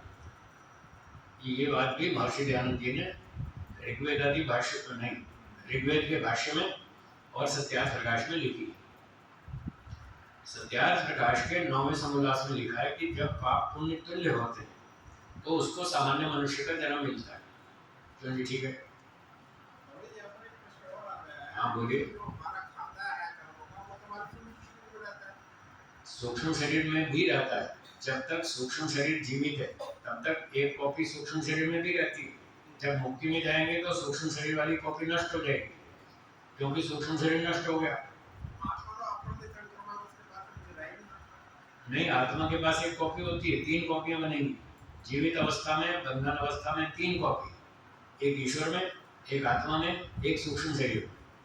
मुक्ति में सूक्ष्म शरीर नष्ट हो जाता है तो एक कॉपी डिलीट हो गई, डिस्ट्रॉय हो गई, 2 बच गई, एक आत्मा के पास, एक ईश्वर के पास। ये प्रमाण से लिखा है, ऐसे नहीं बोल रहा हूँ। मेरे पास प्रमाण है, आप पुस्तक लाइए, अभी ढूंढ के दिखा दूंगा आपको। ठीक है जी। तो 9वें समोल्लास में ये लिखा है, जब पाप पुण्य तुल्य होते हैं तो सामान्य मनुष्य का जन्म मिलता है। ये बात लिखिए, लिखिए। और ऋग्वेद भाष्य में लिखा है, पहला मंडल 24वां सूक्त और दूसरा मंत्र, नोट करिए। पहला मंडल 24वां सूक्त है, दूसरा मंत्र है, जिसके भाष्य में भावार्थ में लिखा है, जब आत्मा मुक्ति से लौटता है तो ईश्वर उसके पाप पुण्य तुल्य करके माता पिता के संबंध में जन्म देकर उनका दर्शन कराता है। तो जब मुक्ति से लौट रहा है तब कह रहे हैं पाप पुण्य तुल्य करके दे रहा है। अगर 0 होते तो तुल्य कैसे हो जाएंगे? इससे पता चल रहा है कि मोक्ष में भी कर्म बचे हुए हैं, उनमें से पाप पुण्य तुल्य करके फिर वो मनुष्य जन्म देता है। अब तुल्य कैसे करता है? मान लो 80,000 पुण्य है खाते में, एग्जाम्पल, और 50,000 पाप भी है। जब मुक्ति में जाएगा तो पुण्य अधिक होंगे, पाप कम होंगे, तभी तो मुक्ति होगी। तभी 5 क्लेश दग्ध बीज होंगे। जब तक क्लेश दग्ध बीज नहीं होंगे तब तक मुक्ति नहीं होगी। जब हम क्लेश दग्ध बीज करेंगे तो वो तभी हो पाएंगे जब हमारे पुण्य ढेर सारे हों और पाप कम हो, तभी जाके क्लेश नष्ट होंगे। तो हम कल्पना करते हैं 80,000 पुण्य उसके खाते में जो मोक्ष में जा रहा है और 50,000 पाप है। जब मुक्ति से लौटेगा आत्मा तो ईश्वर क्या करेगा? 80,000 में से 5,000 पुण्य निकालेगा, 50,000 पाप में से 5,000 पाप निकालेगा, दोनों 5,000 हो गए, तुल्य हो गए। 5,000 पुण्य, 5,000 पाप, दोनों को बराबर करके एक सामान्य मनुष्य का जन्म देगा, बाकी बैलेंस बचा रहेगा। 0 तो कभी भी नहीं होता, आज भी नहीं होगा। इस जन्म में जो हम कर्म कर रहे हैं, इससे जो हमको अगला जन्म मिलेगा, तब भी बैलेंस तो 0 कभी भी नहीं होगा। कुछ कर्मों का फल देगा, कुछ फिर भी खाते में जमा रहेंगे। इस तरह से महर्षि दयानंद जी ने लिखा, जब मुक्ति से लौटेंगे तो पाप पुण्य तुल्य करके उसको ईश्वर पहला जन्म मनुष्य का देगा। और तुल्य का मतलब है सामान्य मनुष्य। सामान्य मनुष्य का मतलब फोर्थ क्लास, वैश्य, क्षत्रिय, ब्राह्मण, ये सामान्य नहीं है, ये तो विशेष। तो सामान्य का मतलब कॉमन मैन, तो कॉमन मैन तो वही होता है, फोर्थ क्लास, ये होता है। और हाँ जी, सूक्ष्म शरीर क्या हुआ? आत्मा स्वयं ही सूक्ष्म शरीर है। ये कैसा है? आपका प्रश्न है कि आत्मा स्वयं ही सूक्ष्म है, तो फिर अलग सूक्ष्म शरीर क्या हुआ? इसका उत्तर है आत्मा सूक्ष्म है, ये ठीक बात है, परंतु इसके अलावा आत्मा की जो शक्तियां हैं वो बहुत थोड़ी है। केवल अपनी शक्ति से तो वो होश में भी नहीं आता, उसको ये भी पता नहीं चलता मैं हूँ भी या नहीं हूँ। इसको समझने के लिए, इतना महसूस करने के लिए भी उसको साधन चाहिए, या तो ईश्वर की शक्ति चाहिए या प्राकृतिक वस्तुओं की शक्ति चाहिए। इनकी सहायता के बिना वो मैं हूँ इतना भी महसूस नहीं कर सकता, इसलिए उसको बाह्य शक्तियों की जरूरत पड़ती है, बाह्य वस्तुओं की। तो जब आत्मा बंधन में होता है तब उसको ईश्वर ने 18 चीजों का बंडल बना के उसके साथ जोड़ दिया। उन 18 चीजों का नाम है सूक्ष्म शरीर, जो प्रकृति से बनाई ईश्वर ने। उनमें सबसे पहली वस्तु बनाई बुद्धि। सांख्य दर्शन में उसको महत्तत्व कहते हैं, बुद्धि भी कहते हैं, महत्तत्व भी कहते हैं। तो ईश्वर ने सबसे पहली वस्तु बनाई बुद्धि, दूसरी बनाई अहंकार। ये अहंकार वो ऊर्जा है जिसकी सहायता से आत्मा ये महसूस करता है मैं हूँ। आप सब अनुभव करते हैं मैं हूँ, हाँ या ना? कोई ऐसा भी अनुभव करता है मैं नहीं हूँ? कोई भी नहीं समझता मैं नहीं हूँ। सब होश में बैठे हैं तो सब कहेंगे हाँ मैं हूँ, मैं देख रहा हूँ, मैं सुन रहा हूँ, मैं बोल रहा हूँ, मैं चल रहा हूँ, मैं खा रहा हूँ, मैं पी रहा हूँ। आप जो भी क्रिया कर रहे हो हूँ जरूर साथ जुड़ा हुआ। मैं देख रहा हूँ, मैं खा रहा हूँ, मैं पी रहा हूँ, ये हूँ की अनुभूति जरूर रहती है साथ में। ये अहंकार की सहायता से होता है। जब प्रलय अवस्था में अहंकार तत्व छीन लिया जाता है आत्मा से, तब बेचारा बेहोश हो जाता है, उसको पता ही नहीं चलता मैं हूँ या नहीं।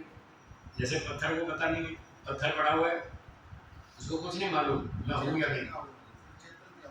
ऐसे ही प्रलय में जीवात्मा पत्थर की तरह बेहोश होता है, उसको होश ही नहीं होता मैं हूँ भी या नहीं, चुपचाप पड़ा रहता है। तो ईश्वर ने 18 चीजें बना कर दी, एक बुद्धि, एक अहंकार, एक मन, तीनों गए। इनको अंतःकरण कहते हैं। और 5 ज्ञानेंद्रियां, आँख नाक कान, 5 कर्मेंद्रियां, हाथ पैर वाणी, और 5 तन्मात्राएं, ये 18 चीजें, इसका नाम सूक्ष्म शरीर है। इनकी सहायता से जीवात्मा कुछ काम करता है। अगर बंधन में हो तो इनकी सहायता लेनी पड़ेगी। और उसके बाद ये स्थूल शरीर जो सर से पांव तक दिख रहा है, पंचमहाभूत से बना हुआ, ये स्थूल शरीर। 18 तत्वों का सूक्ष्म शरीर, ये 2 शरीर हो गए। ये 5 तत्वों का पृथ्वी जल अग्नि वायु आकाश, 5 तत्वों का स्थूल शरीर, 18 तत्वों का सूक्ष्म शरीर। जब तक ये 2 आत्मा के साथ नहीं जुड़ेंगे वो कुछ काम नहीं कर सकता। तब जीवात्मा काम करता है, और जब मोक्ष में जाएगा तब ये दोनों शरीर छूट जाएंगे, स्थूल शरीर भी सूक्ष्म शरीर भी। तब जीवात्मा अकेला मोक्ष में जाएगा, वहाँ ईश्वर के साथ जुड़ेगा, फिर ईश्वर की शक्ति उसको मिलेगी, तब होश में आएगा, तब वो सारे काम करेगा मोक्ष में। घूमना फिरना, देखना सुनना, बातें करना, गप्पे मारना, सैर सपाटा करना, तब ईश्वर की शक्ति से करेगा। जब तक उसको सहायता ना मिले वो तो बिल्कुल बेहोश रहेगा। बोलिए। तन्मात्राएं छोटे छोटे पार्टिकल्स हैं, मटेरियल, जैसे पृथ्वी जल अग्नि वायु आकाश, ये पंचमहाभूत, ये पृथ्वी है। इस पृथ्वी का एक कण सबसे छोटा, उसको बोलते हैं पार्थिव परमाणु। क्या कहेंगे? पार्थिव परमाणु, पृथ्वी का सबसे छोटा पार्टिकल। वो जो पृथ्वी का पार्टिकल है जिस मटेरियल से बना उसका रॉ मटेरियल तन्मात्रा है, गंध कर्म गंध तन्मात्रा। ऐसे 5 भूत हैं, 5 तन्मात्रा हैं। पृथ्वी के पार्टिकल का जो रॉ मटेरियल है वो गंध तन्मात्रा है, रस जल का रस तन्मात्रा, अग्नि का रूप तन्मात्रा, वायु का स्पर्श तन्मात्रा और आकाश का शब्द तन्मात्रा। ये 5 प्रकार के स्मॉलर पार्टिकल्स हैं, इनको तन्मात्रा नाम दिया है और इन्हीं का बंडल बना बना के ये पंचमहाभूत खड़े किए ईश्वर ने। ठीक, और कोई प्रश्न बोलिए। विषय से रखकर है। हाँ बोलिए। जैसे हम यम नियम का पालन करते हैं, हाँ जी। तो उनसे हिंसा होती है घर में, जैसे मक्खी है, मच्छर है, कॉकरोच है, तो उसके लिए क्या करना है? मारना चाहिए, नहीं मारना चाहिए? आपका प्रश्न ये है, योगाभ्यासी को यम नियम का पालन करना होता है, ठीक बात। फिर मक्खी मच्छर भी परेशान करते हैं, तो अब इनको मारे या ना मारे, ये प्रश्न है। यदि मारते हैं तो हिंसा होती है, नहीं मारते हैं तो ये हमको खाने सोने नहीं देते, जीने नहीं देते, क्या करना चाहिए? इसका उत्तर ये है, आप अपने कपड़े स्वयं धोते हैं या नौकर से धुलवाते हैं? धुलवा लेते हैं, सारे काम आप खुद नहीं करते। आपका ड्राइवर आता है, वो गाड़ी साफ सुफ कर देता है, कोई माई आती है, वो कपड़ा धो देती है, कोई झाड़ू पोछा करता है, कोई खाना बनाता है। जैसे आप ये काम खुद नहीं करते, दूसरे से करवा लेते, तो ऐसे ही साफ सफाई, मक्खी मच्छर भगाने का काम किसी और से करवा लें, आप ना करें।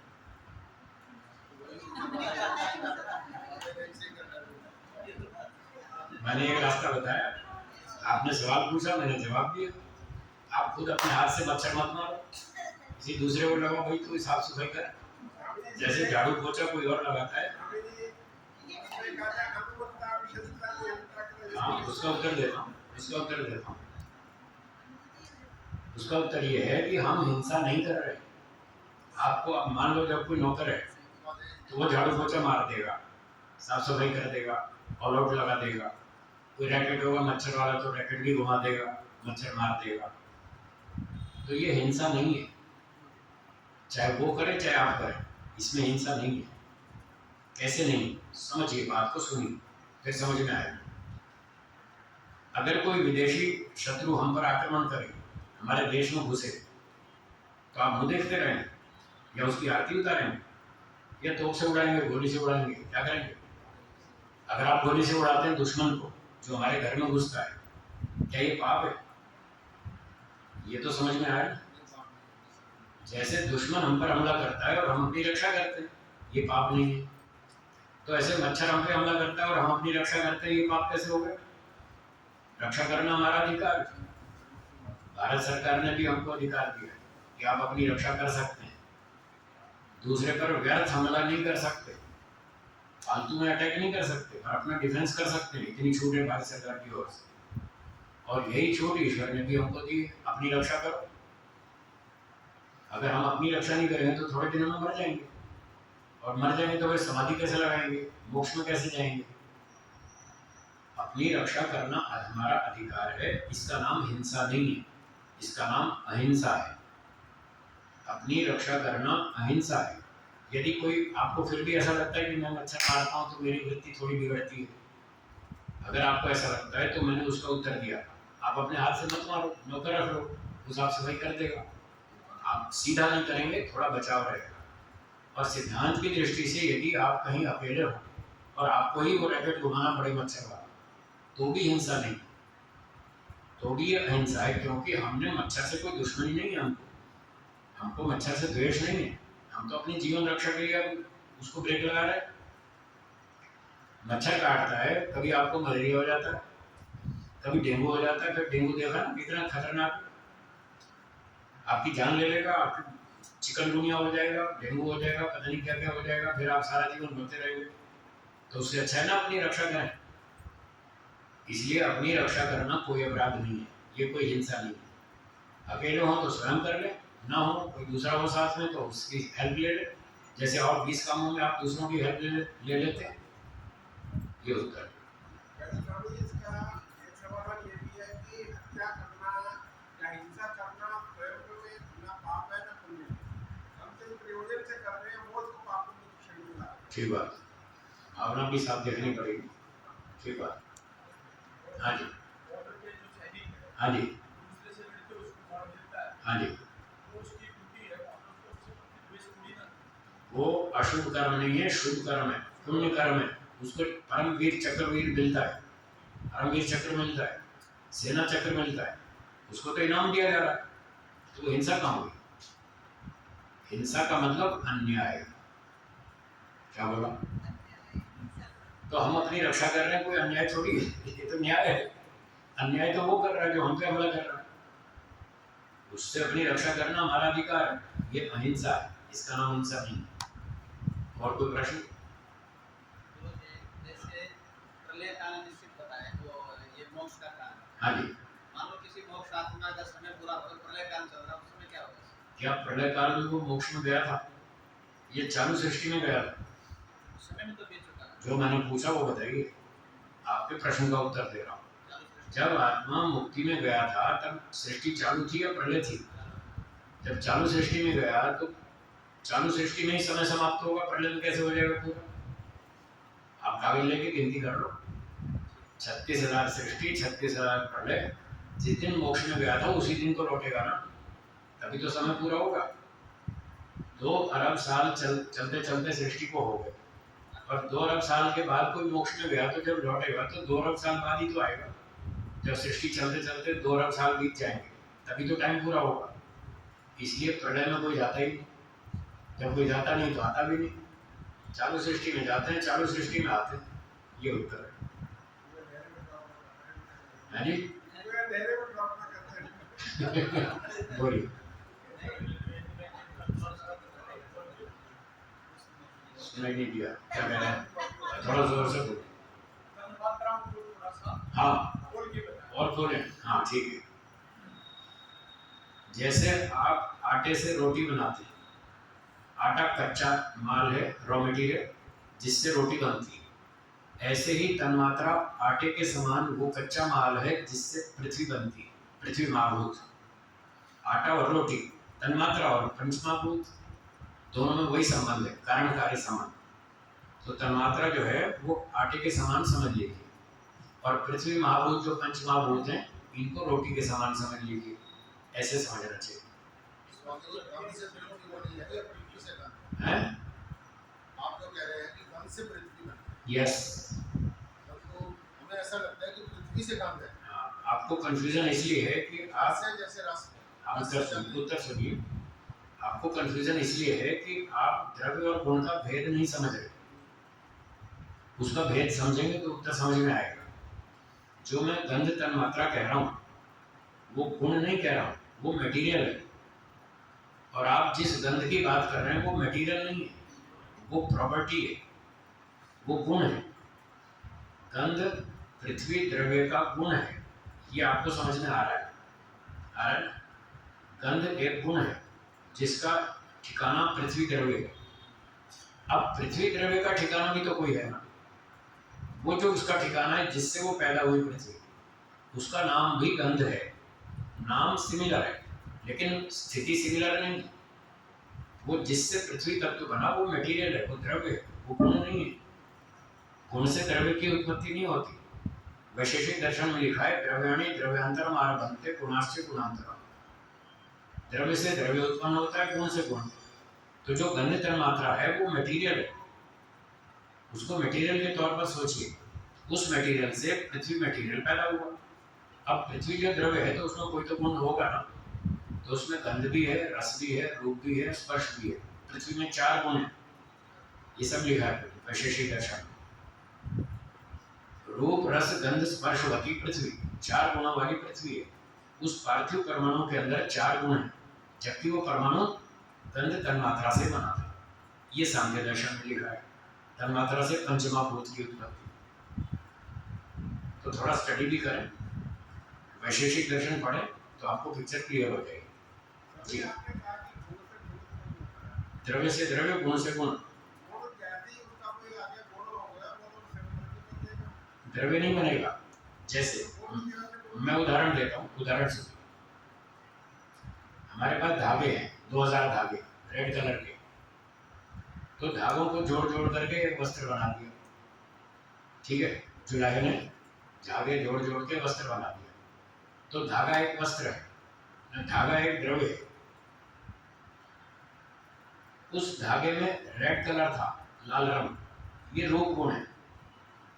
जब धागा था, वस्त्र नहीं बना, तब जो लाल रंग था वो किस में टिका हुआ था?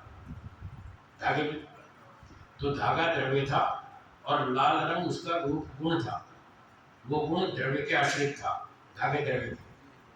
अब 2000 धागे जोड़ के एक वस्त्र बना दिया, तो धागों से तो बना वस्त्र, कपड़ा, और धागे के लाल रंग से कपड़े का लाल रंग बना। तो रूप गुण से रूप की उत्पत्ति हुई, द्रव्य से द्रव्य की। ये कह रहे हैं महर्षि कणाद जी। रूप गुण से रूप गुण बनेगा, रस गुण से रस गुण बनेगा, गंध गुण से गंध गुण बनेगा, और द्रव्य से द्रव्य बनेगा, धागे से वस्त्र बनेगा। ऐसा कह रहे हैं। अब तो ठीक है। हाँ बोलिए। यार जो गंध द्रव्य था उसका गुण भी गंध ही था। क्या कह रहे हैं? धागा द्रव्य था, तन्मात्रा द्रव्य है। गंध जो द्रव्य था, हाँ वो कह रहे हैं कि उसका गुण भी गंध ही है। मतलब दोनों का नाम रख दिया उसके। हाँ, कोई बात नहीं। जो गंध तन्मात्रा है वो द्रव्य है, और उसके अंदर जो गुण था वो भी गंध ही था, ठीक है, हमें स्वीकार है, कोई दिक्कत नहीं। दोनों का नाम वो इसलिए रख दिया कि नाम समान हो सकता है, उसमें कोई बात नहीं। हमें तो वस्तु स्थिति को समझना है। शब्द तो केवल पढ़ने पढ़ाने के लिए होते हैं, समझने समझाने के लिए। स्थिति ये है कि द्रव्य से द्रव्य उत्पन्न होता है। तो गंध तन्मात्रा से पृथ्वी द्रव्य उत्पन्न हुआ। अब जो गंध तन्मात्रा थी, तो वो बिना गुण के तो कोई द्रव्य होता नहीं, कोई ना कोई गुण तो उसमें भी होगा। तो गंध तन्मात्रा में गंध आदि गुण भी थे। उन्हीं तन्मात्राओं से जब पृथ्वी बनी, पृथ्वी द्रव्य, तो उसमें वो कुछ गुण भी आएंगे, वो उसी तन्मात्रा में से ही आएंगे। जैसे धागों से वस्त्र में, धागों से वस्त्र में जो रूप आया वो धागों से आया, धागों में रूप था, उसने वस्त्र के रूप को उत्पन्न किया। जो धागा द्रव्य था उसने वस्त्र द्रव्य को उत्पन्न किया। बस यही नियम सब जगह लागू होता है। ठीक है, बोलिए। आखिरी सवाल। हाँ, ध्यान करेंगे, आज गायत्री मंत्र से करेंगे, ठीक है। प्रश्न हो गए पूरे? चलिए ध्यान करेंगे, 5 मिनट बैठिए, कमर सीधी, गर्दन सीधी, आंखें बंद।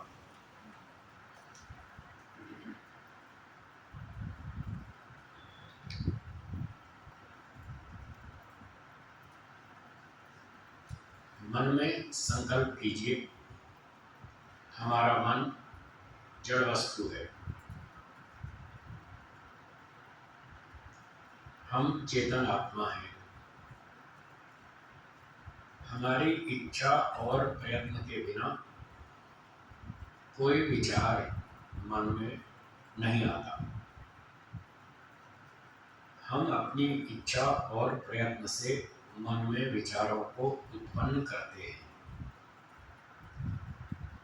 इस समय हम सांसारिक विचार नहीं उठाएंगे, ईश्वर का विचार उठाएंगे। सांसारिक विचारों को रोकने के लिए मन में सोचिए, चारों तरफ खूब गहरा अंधेरा है।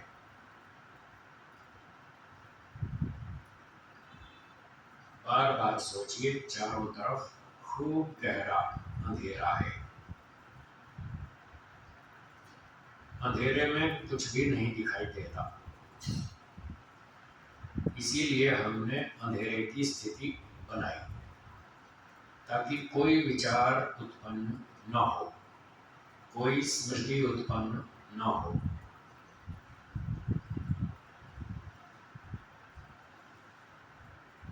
इस अंधेरे में एक और वस्तु देखिए, शून्य आकाश। शून्य आकाश मतलब खाली स्थान, अंधेरा और खाली स्थान, ये दो चीजें अपने मन में देखिए। इस पूरे आकाश में ईश्वर का चिंतन करेंगे। 6 वाक्य मेरे पीछे दोहराइए।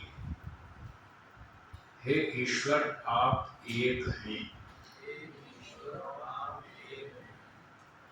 आप सर्वव्यापक हैं, आप निराकार हैं, आप चेतन अर्थात सर्वज्ञ हैं, आप न्यायकारी हैं, आप आनंद स्वरूप हैं। ये ध्यान की तैयारी हो गई। इतनी तैयारी करके अब हम आज गायत्री मंत्र से ईश्वर का ध्यान करेंगे। मैं थोड़ा थोड़ा बोलता हूँ, उसे सुनकर बाद में आप भी दोहराएं। ओम भूर्भुवः स्वः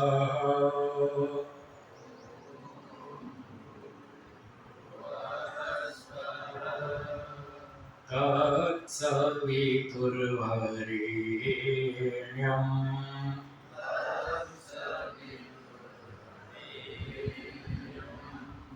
भर्गो देवस्य धीमहि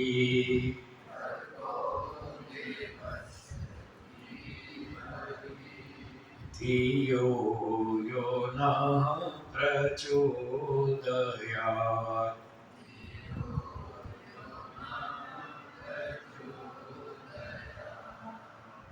तूने हमें उत्पन्न किया,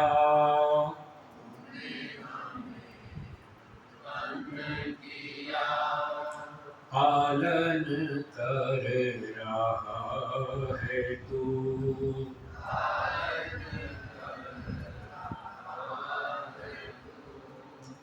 तुझसे ही पाते प्राण हम,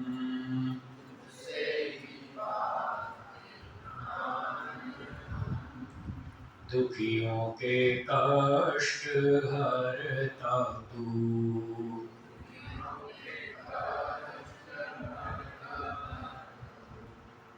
तेरा महान तेज है,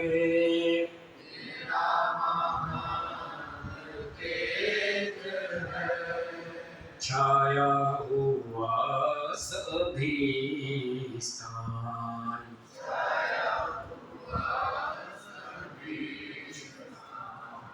सृष्टि की वस्तु वस्तु में,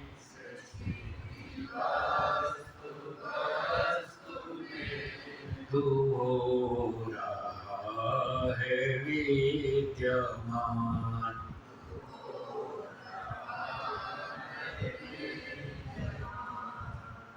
तेरा ही धरते ध्यान हम,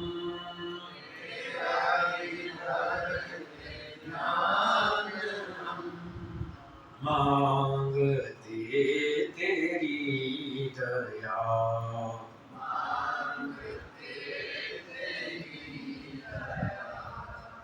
ईश्वर हमारी बुद्धि को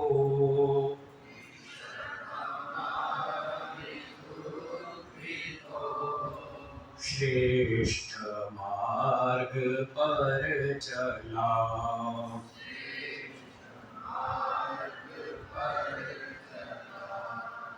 वेद मार्ग पर चला,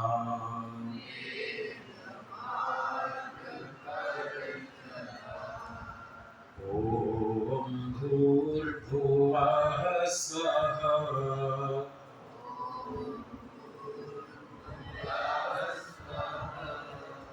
तत्सवितुर्वरेण्यम्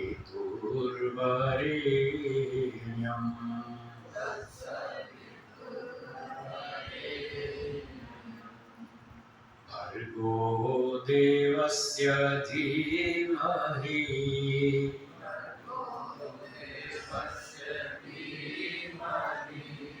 धियो यो नः प्रचोदयात्।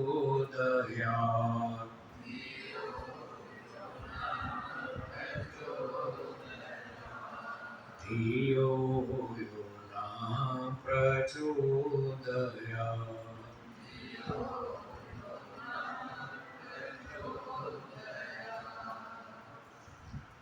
इस प्रकार से छोटे बड़े मंत्रों से ईश्वर का ध्यान प्रतिदिन करना चाहिए। अब दोनों हाथों को थोड़ा आपस में रगड़िए, 4-5 बार हथेलियों को आंखों पर घुमाइए, थोड़ा पलकों को सहलाइए, हथेलियों से कप्स बनाकर आंखों को ढक लीजिए। हथेलियों के अंदर ही धीरे धीरे आंखें खोलेंगे और धीरे धीरे पलकें झपकते हुए हथेलियां हटाएंगे ताकि तेज प्रकाश आंखों में चुभे।